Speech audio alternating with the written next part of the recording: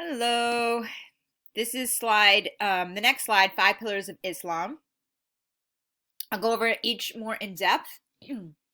So the Shahada is the first pillar. It's the first thing Muslims have to do to become Muslim, and it's what's called the profession of faith. Sometimes it's called bearing witness. And Muslims, if you want to be a Muslim, you have to say that there is no God but God, and Muhammad is his messenger, or is the messenger of God. And then you just need to say that in Arabic. If I were in the class right now and I had a student who maybe was Muslim, and I would ask them to maybe recite this for me, and oftentimes we get that to hear the pleasure of this beautiful phrase in Arabic, and this is really big. It's often in scripted in mosques and other places. So this is like kind of a basic number one step to be a Muslim. The second pillar is salat, or prayer.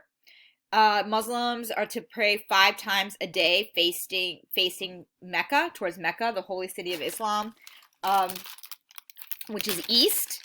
We'll talk more about that as well. Zakat, also known as almsgiving, which is charity. Muslims are supposed to give about 2.5% of charity of their income to charity.